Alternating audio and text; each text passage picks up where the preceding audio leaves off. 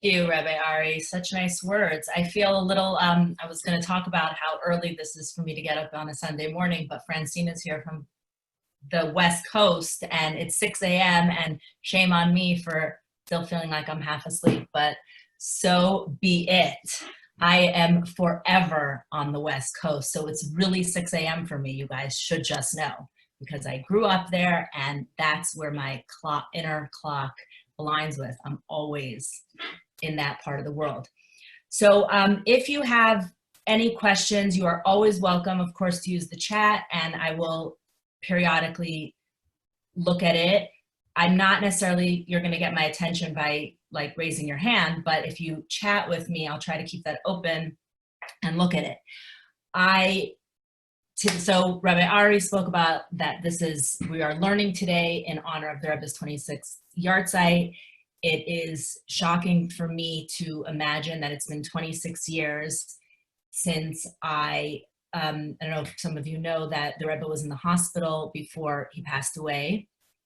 And I had just gotten back from Israel. I had spent the year there.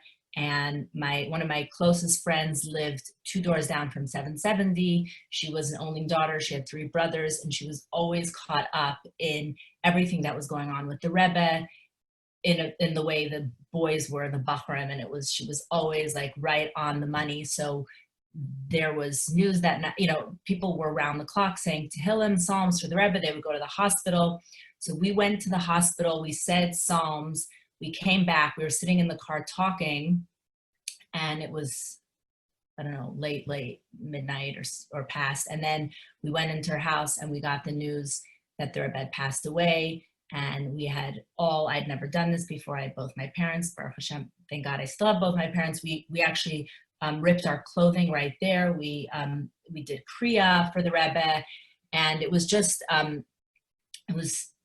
just such a confusing and painful time for all of us. I actually had a wedding that night. My first cousin, who was also an only daughter, was getting married, and her parents had this just magnificent wedding planned for her.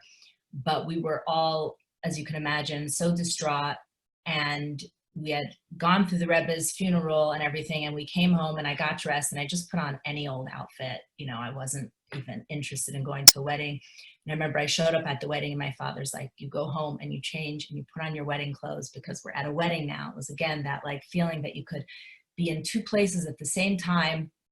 So we came to the wedding. There was no music at the wedding. We all danced to clapping and singing. And it was just the most bizarre feeling of being at my cousin's wedding and mourning the Rebbe. And in the end, the photographer lost all of the pictures. And my cousin's like, as if the wedding never happened. It wasn't, it was just, the whole thing was so bizarre. And I will not forget though, my father's message to us was like, you sometimes have to be in 2 parts of your heart and mind at the same time. And a human being can handle that, and an adult can handle that. So that was a really strong message to me. And I think that speaks about a lot of what's going on today in society. So to jump right in, I want to talk about the Rebbe's favorite topic, because we would be remiss not to talk about this. And I'm sure the other presenters will talk about it too. But we stand here 26 years after the Rebbe passed away, and we have not yet realized the totality of the Rebbe's dream, which is our topic today, the hope and the destiny, and in other words, Mashiach, because that is the big word that was what the Rebbe's life's work was about. Now, when you hear the word Mashiach, first of all, it's like impossible to say, comes out of your mouth, and it's like cringy to say, and it's cringy to think about, because is it the Messiah, and isn't that taken from another religion? And are we supposed to believe in Mashiach, and what is this? And besides the fact, why was the Rebbe so obsessed with Mashiach? Why are Chabadniks obsessed with Mashiach? And is this even a Jewish topic? Now, some of this might be familiar to a lot of you, so I'm just going to try to go through it quickly so we can kind of see the overview and the reminder of why this is so important to us, and why this even has to be on our hearts and minds on a daily basis, all the time, this concept of Moshiach. We want Mashiach now. So Mashiach, the redemption, is the time of everlasting peace and goodness. And the Rebbe spoke incessantly about this. And following his lead, the Chabad movement put a lot of emphasis. The Rebbe, every time he spoke, he ended off with saying that we should be reunited, that Mashiach should come.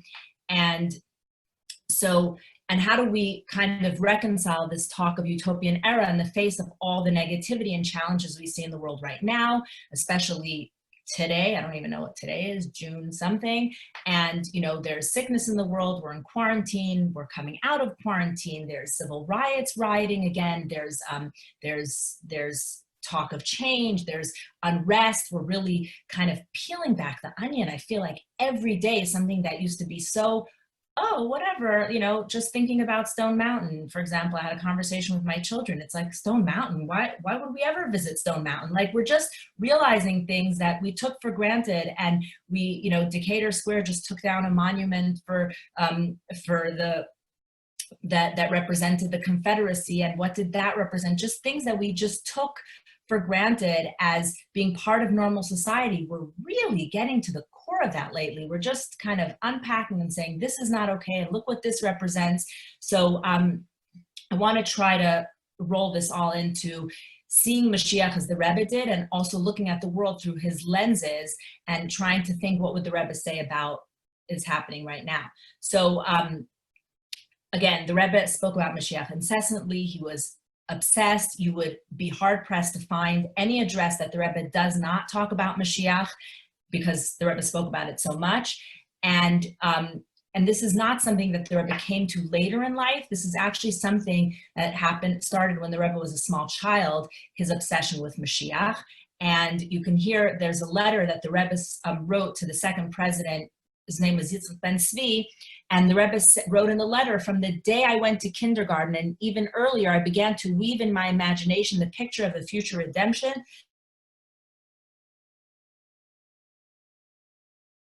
the liberation of the Jewish people from its last exile, a redemption of such magnitude that it will allow us to understand these and the.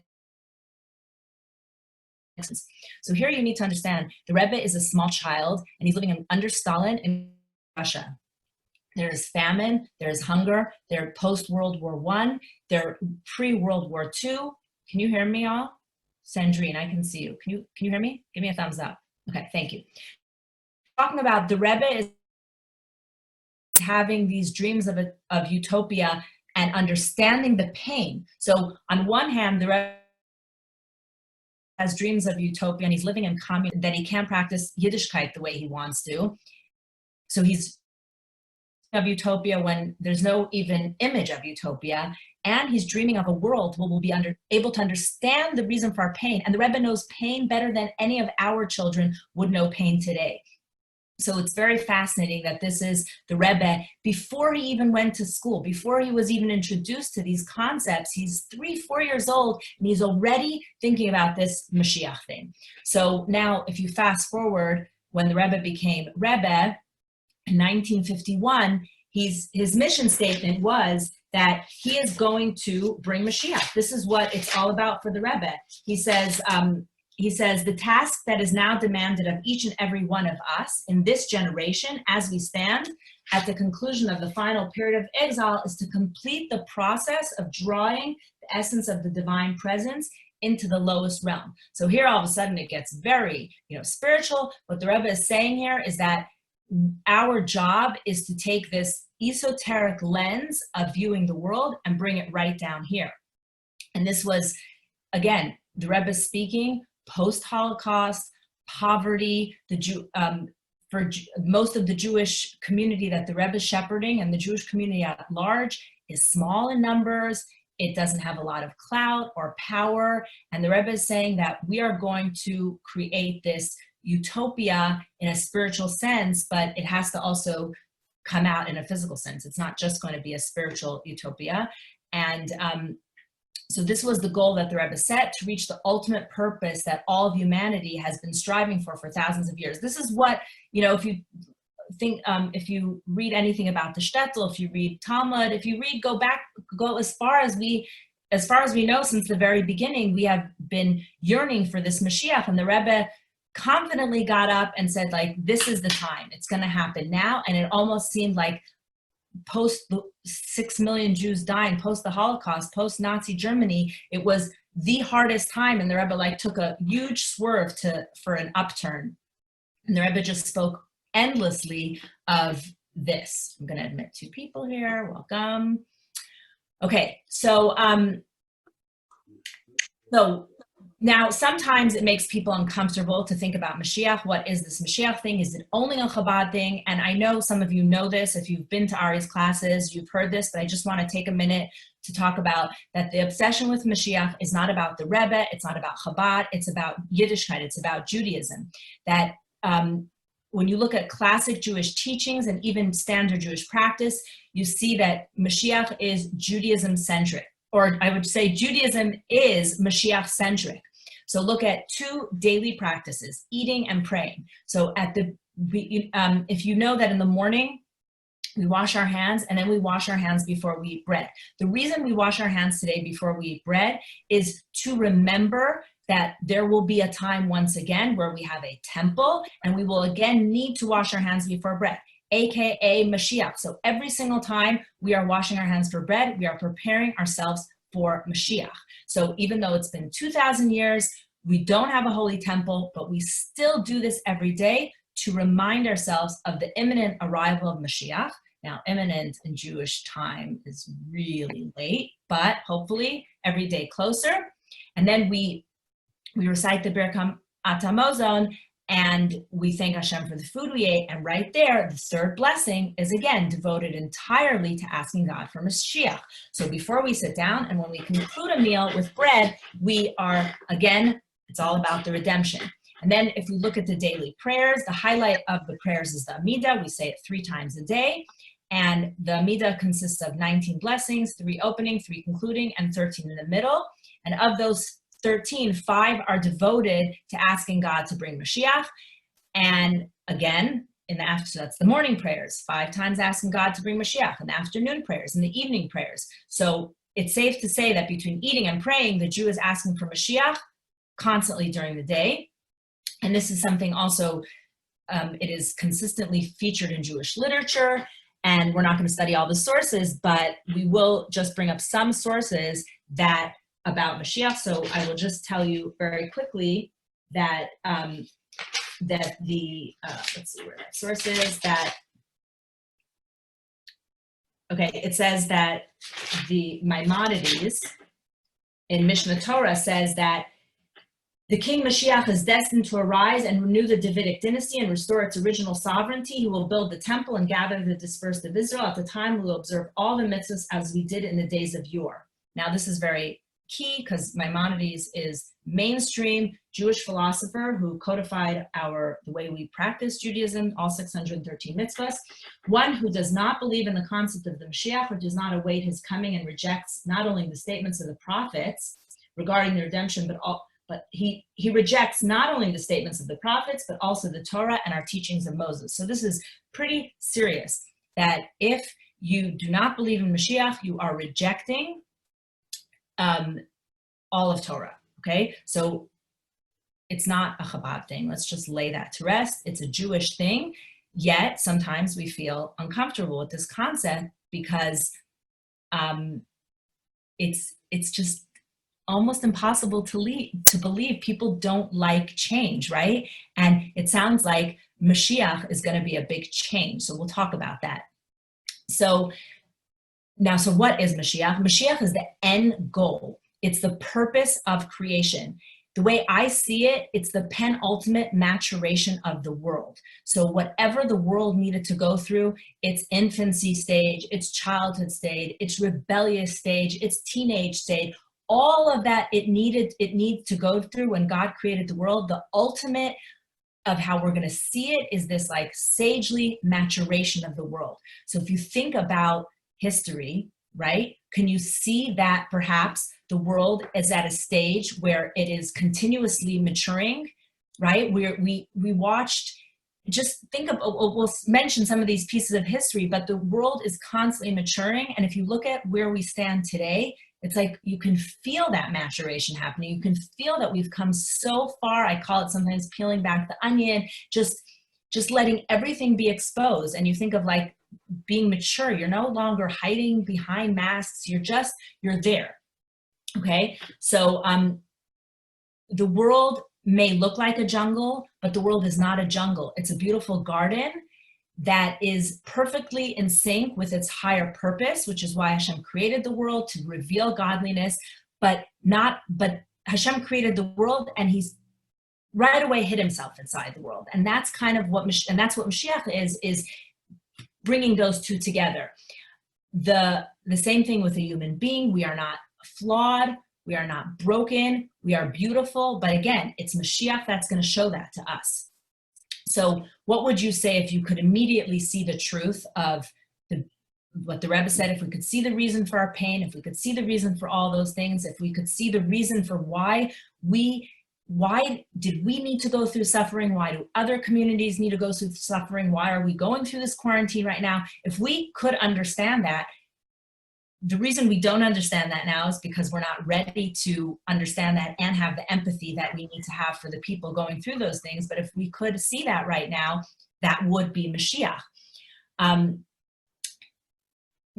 You know, if we lived with the perception, with understanding everything, we would, on one hand, we would get along with everyone, right? Because we would know what everyone's purpose is.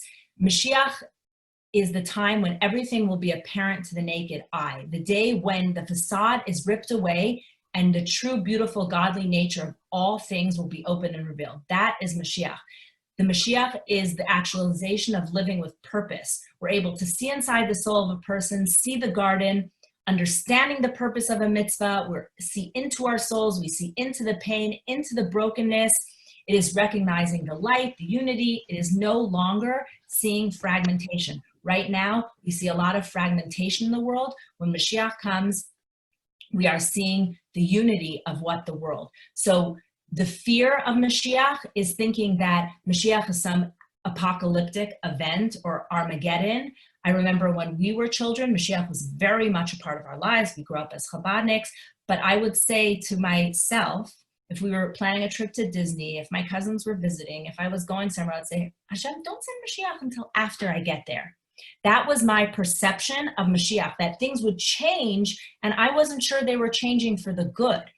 But if you look at what happened just over these last 3 months, you can see that the world can shift in a second, and maybe it wouldn't all be so bad.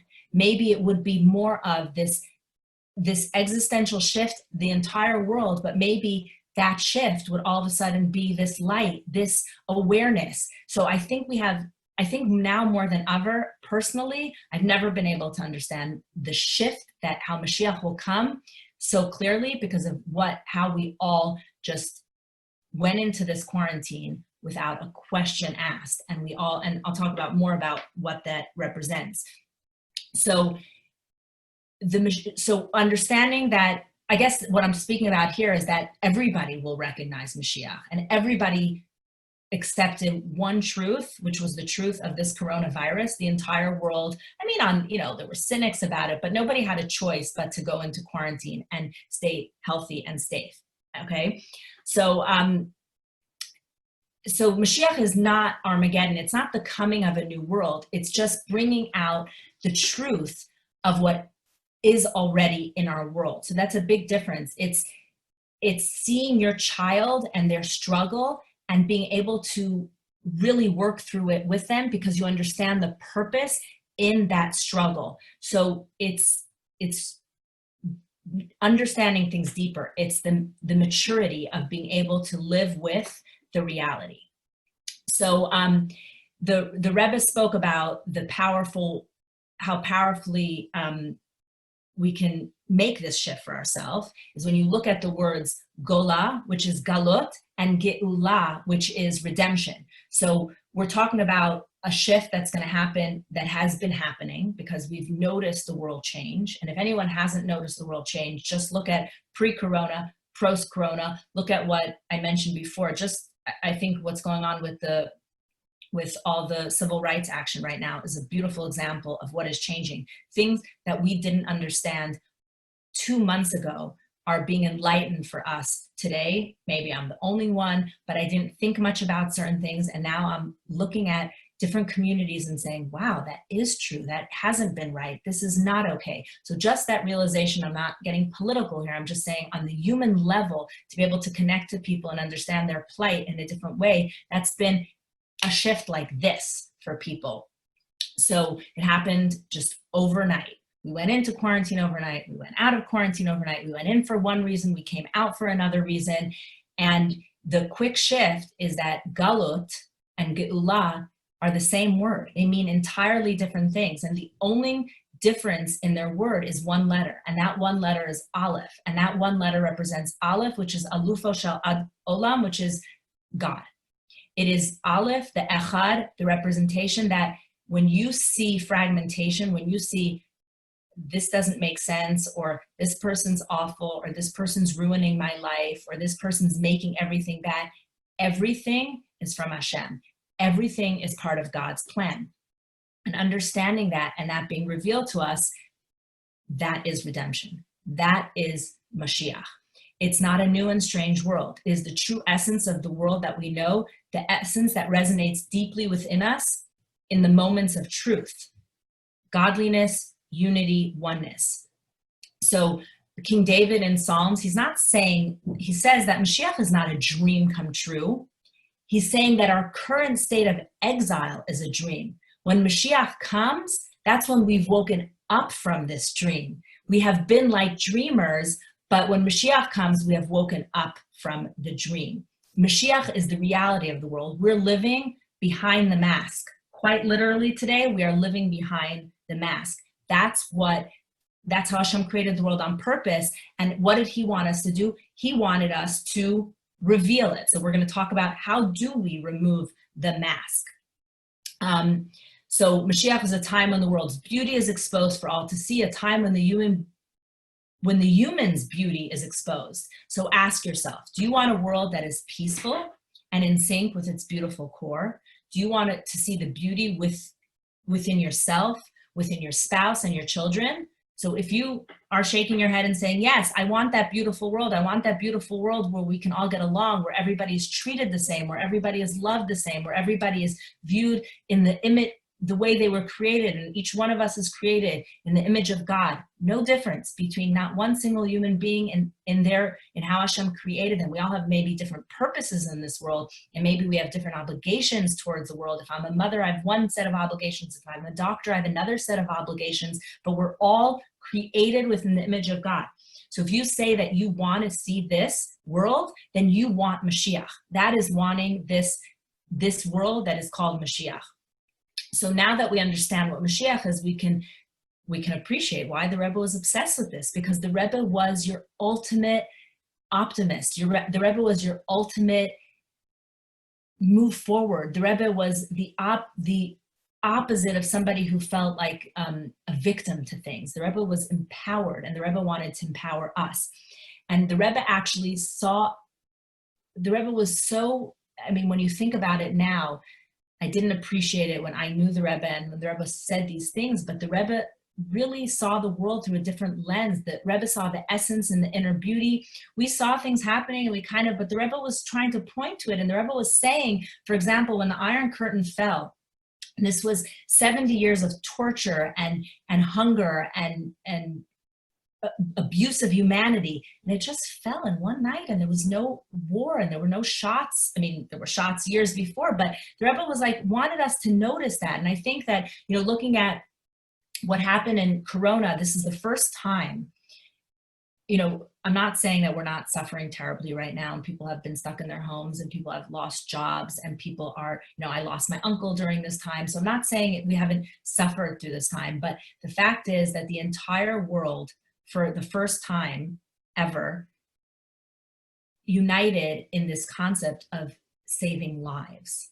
Once upon a time, a short 70 years ago, Stalin killed a quarter of his people. What happened in China? There was people, governments and leaders, or so-called leaders, were tyrants, and they wanted to accomplished their ism, and they killed people as a result of this. And this is the first time that we weren't worried about the finances of our world. We were more worried about people's health and their safety and their well-being. This is never happened before. And I'm sure the Rebbe would say that this is another example of the shift in how we view humanity, that we care more about humanity. And there are people who fought this. You can be sure people felt like, let the people who are going to die, and let the economy stay stable. The economy is more important. But the overriding end result was that, no, we're going to worry about people's lives and people's health, and and the economy is going to wait. This is not something that has ever happened before. I just had a thought. Okay. So, okay. So anyone have any comments or questions? I want to pause for 1 minute. If you want to type something, or, oh, I can worry that, talk about those. I worry that the little restoration of the temple can lead to violence. Okay, so you don't need to worry. The temple's not being rebuilt in the current situation. The temples, somebody wrote here that they worry that the temple being rebuilt could lead to violence. Obviously, Temple Mount, it's so fraught with politics and emotions. I don't think that the temple's being rebuilt until we have that view. So when the lens changes, when people can see the reason for a temple needing to be rebuilt, everybody will get in on this. Everybody together will say, yes, we need this temple rebuilt. Let's build it. Okay, so we're passionate about Mashiach. We want Mashiach to come. Everybody wants to be able to see the reason for what we're going through, why we're going through it. Why do some people need to suffer? Why are our children home? I mean, we can take the smallest suffering to the largest suffering. All of it's going on now. So what can we do to change this? So the Rebbe, in all of his idealism, Judaism and all of its idealism, is all about action. Because where do we live? We live in this world. We're not angels in the sky. We live in the world of action. So the action that is done, it's always connected to mitzvos. So because a mitzvah, any mitzvah is the thing that can push the scales.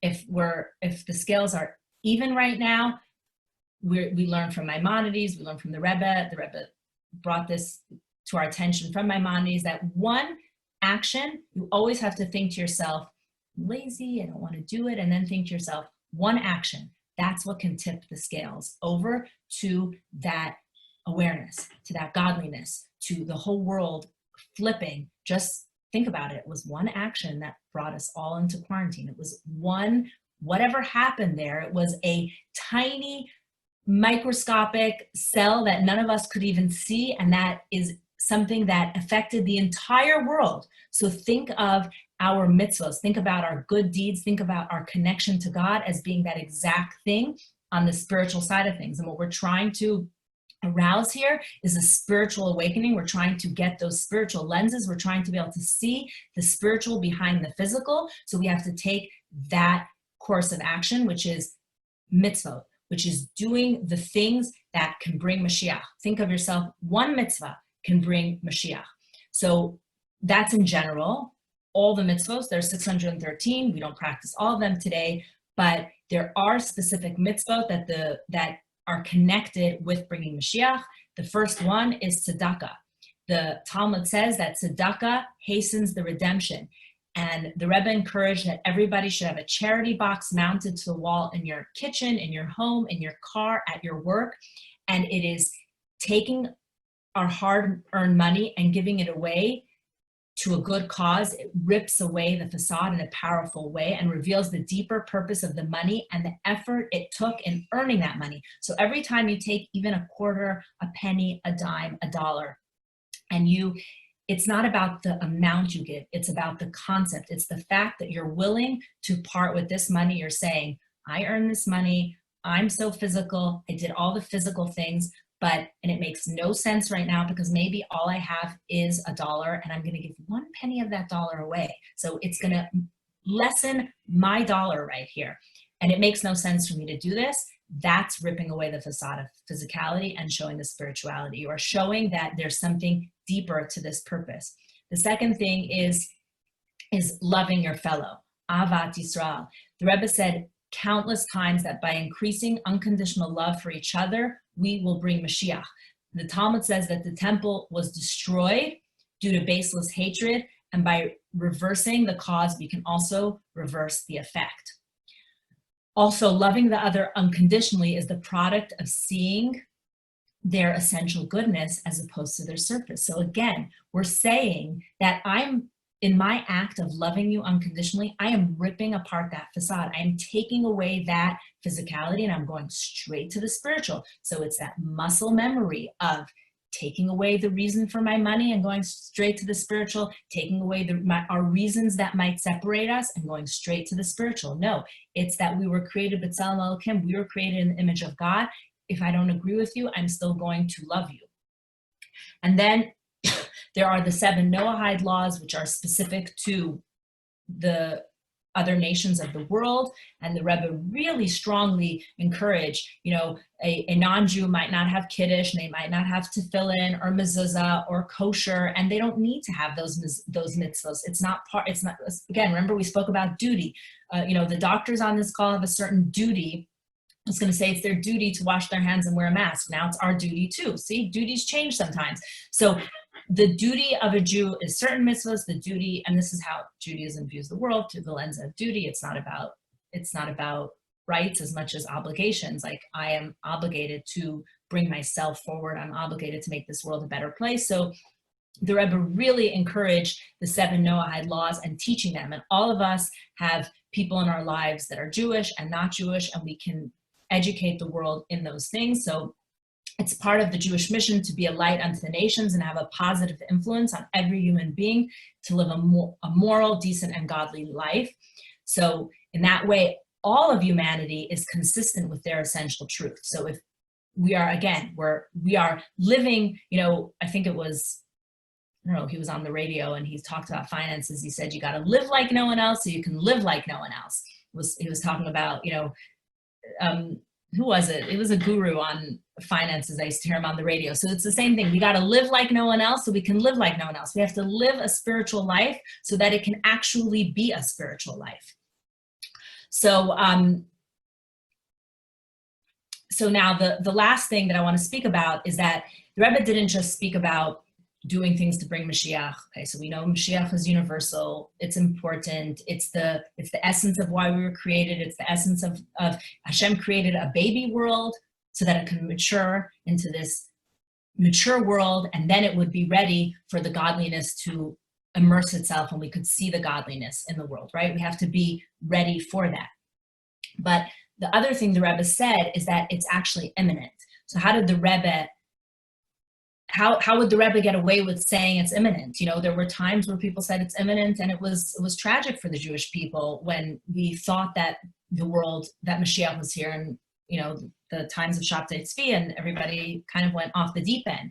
So the Rebbe looked at modern events, and based on that, the Rebbe said that the Rebbe said in Yiddish, kum Mashiach. Mashiach is at our doorsteps. So what was the basis of the Rebbe's insistence? So God created the world in a way that the world itself conceals the godly truth contained in it. This veneer and facade, it needs to be softened so that the truth can emerge. And if you look at what this means, that the world looks like it's ungodly, the world doesn't proclaim its true essence, it doesn't say I am godly, but when we come and we do a mitzvah, then we're exposing the godliness.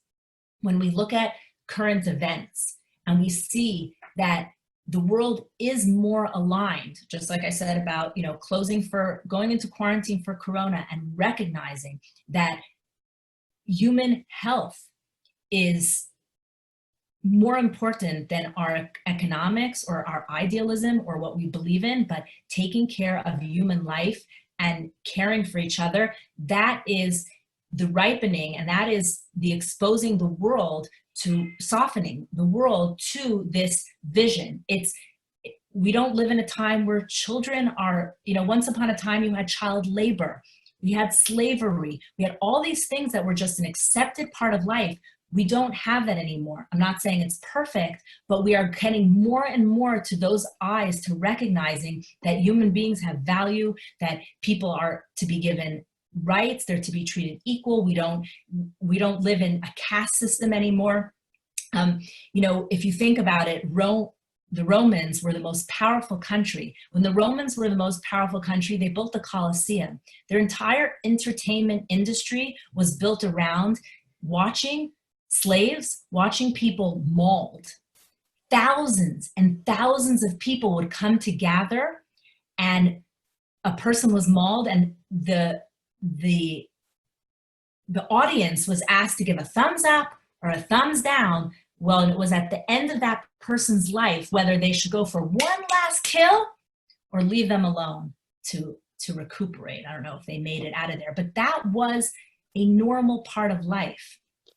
Kids working in factories was a normal part of life. We don't live like that anymore. So you could say at the essence, we have, and why don't we live like that anymore? Is because we see the godliness in another human being. We see the godliness in creation. So we are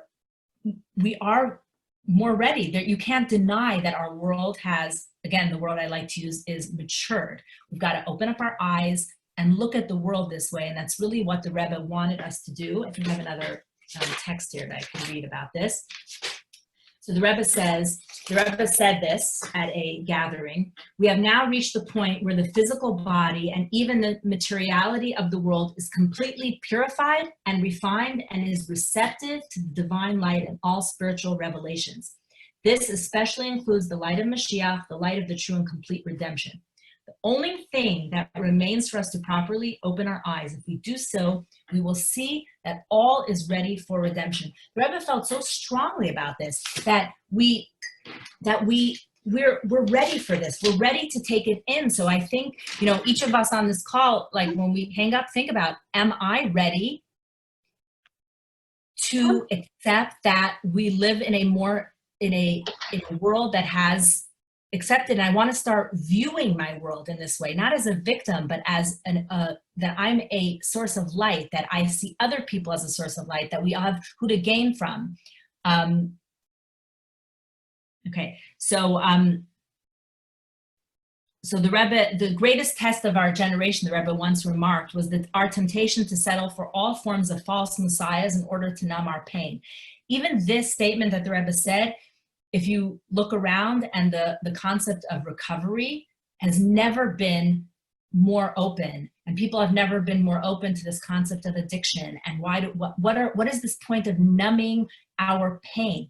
We're maturing, we're peeling back the onion, we're trying to understand humanity and why people are a certain way. Once upon a time, we looked at an addict and we said, oh, they've got their problems, and we threw them out into the street, and we didn't think there was any point in rehabilitating them. We don't look at people that way anymore. That is Mashiach eyes, to be able to see the goodness in somebody else's struggle. Okay, so again, so if the world is definitely moving itself towards Mashiach. If a microscopic germ brought the world to its knees and not a single fire was shot, everything changed for the entire world. The first time in modern history that the entire world is more concerned with public safety and health than fighting wars and ideology. You have to imagine that this is the beginnings of Mashiach. I want to tell a story now. And I think with that story, I will be done. So this story was heard by Rebbe Aaron Lipsker. He's the director of Aleph Institute in Belle Harbor, Florida. And what Aleph Institute does is it visits prisoners all over the world, all over America, US, and it helps bring whatever these prisoners need, if they need any kind of spiritual guidance, and then it helps rehabilitate them as they come out of prison. So it was the summer of 1995, 1 year after the Rebbe's passing, and Aaron and his friend Shlomi Grossman were traveling across Florida on a mission for the Aleph Institute, visiting Jewish inmates in jail. When I was growing up, one Passover, we had 5 inmates join us for the Passover Seder. They had all just been released from prison. It was quite fascinating. One evening, they were running out of gas, and they also needed to find a place to stay for the night. As they drove through some backwater towns near Daytona, some 250 miles north of Miami, they found a gas station. A man who seemed like the owner, a big and burly guy, filled up their gas tank. As he looked at them, he asked them if they could accompany him to his back office. Now, these two Hasidic young men, probably skinny, scrawny, they said they didn't know why, but they agreed to go with this burly guy in the backwaters of Florida. They said to themselves, like, we don't even know what we're doing to be taken to his back office. But for some reason, they just went along with it. So Aaron and Shlomi followed him to the back office of the gas station, and there was an old man sitting there. The young man, the big burly guy who had just filled up their gas, he turned to the older man. He pointed to the two yeshiva students, and he said, Dad, they came to get you. So the yeshiva students were like dumbfounded. They were like, is this some kind of sick joke? It seemed crazy. So here they were. What do you mean? Like, is it a bad thing we came to get him? Is it a good thing? So Aaron, who was witty, he replies, so the old man turns to them and he asks in Yiddish, Wem seid ihr? Who do you belong to? Like, where are you guys from? So Aaron replies, we are Rebbe Schneerson's boys. We're Hasidim of the Rebbe. The Rebbe wanted each of his pupils to try and help every Jew in need. So we have been traveling this week to visit Jewish inmates in the area to help them do a mitzvah and help give them inspiration. So the boys realized that this is a Jewish man. He spoke to them in Yiddish. The man burst into bitter tears. It took some time for him to recover. He told them his story. His story began before the Holocaust when he was a newly wedded young man, and he was a Hasidic man. He was from a family in Eastern Europe. And just as he was about to start his life, his entire family, including his parents, brothers, sisters, and wife, were transported to the death camps and murdered by the Germans. Out of his whole family, he was the sole survivor. My grandmother was also the sole survivor of her entire family. He survived in the camps, but he was completely devastated. He came back to America. He settled in Williamsburg in the Hasidic community, but he was just disgusted. He was like, how could you guys continue with this Judaism? God forsake us. He was angry, he was bitter, he was broken, and he was determined to leave behind every trace of his Judaism. So he went to Florida, but the town he was in had a Reform synagogue, and he said, no, this is not far enough from my people. So he moved further into Florida, and he ended up in a small town near Daytona with nothing Jewish with him at all. He married a Gentile woman, he had 3 sons, and one of those sons was the one who filled their gas tank. Years had passed for this man, and he could not sleep one night. He turned on the TV, and I don't know if anybody here remembers, I don't know if anyone here remembers that the Rebbe used to be on cable TV. And the Rebbe had talks and there would be Yiddish, the Rebbe was talking, and there would be English subtitles to the Rebbe's talks. And so this man is living in the backwaters of Florida, nothing to do with his Judaism, and he discovers on cable TV a bearded Hasidic man speaking in Yiddish. He was stunned. He had not heard his language in decades. His childhood memories kept him glued to the screen, as you can imagine, and he listened to the rabbi speak for a very long time. The subtitles that scrolled across the screen said that this was the Lubavitcher Rebbe, and he was addressing the audience for Upbringing at 770 Eastern Parkway. So he, okay, so suddenly, all of his Hasidic memories came to his forefront, and he was overtaken by deep emotions, but he knew it was too late. He had made his choice decades earlier. I am lost to my people forever, he thought. And then he heard the Lubavitcher Rebbe say on the screen, and it is actually something the Rebbe would say very often. This is what the Rebbe said. We were promised that God will gather every Jew one by one, taking each of them by his or her hand and bring them to the ultimate redemption. No Jew will be left behind. When Mashiach comes, God will gather everyone from where they are, no matter their level of observance. No Jew will be lost to our people. This man felt the Rebbe was talking directly to him. These words made such an impression on him that morning he gathered his family and he told them, I am Jewish. At first, they didn't know what he was talking about since they had never been in contact with any Jews. He explained to his children about his past, about his Hasidic upbringing. He told them about the Holocaust. And he told them that one day the Rebbe promised Mashiach will come. and God or some Jew is going to come get him. That is why he concluded, when you came here, my son said, Dad, they came to get you. So Aaron and Shlomi sat with this older Jew and sang Hasidic melodies from his youth. They came back the next day. They put tefillin on with him, and they kept a connection with him. The year later, he had passed away. So this remains the legacy of the Rebbe. In our final journey from exile to redemption, no Jew will be left behind, not even a Jew in Daytona.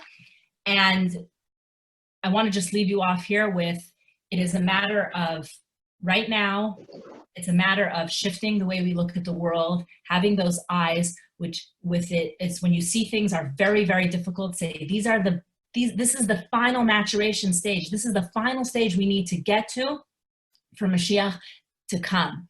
Look at it with those eyes, and then you can start seeing that things are changing, hopefully for the better. I believe they are for the better. I believe that a part of nature, or you could say how Hashem created the world, is that we always need to go through difficulty in order to come to goodness.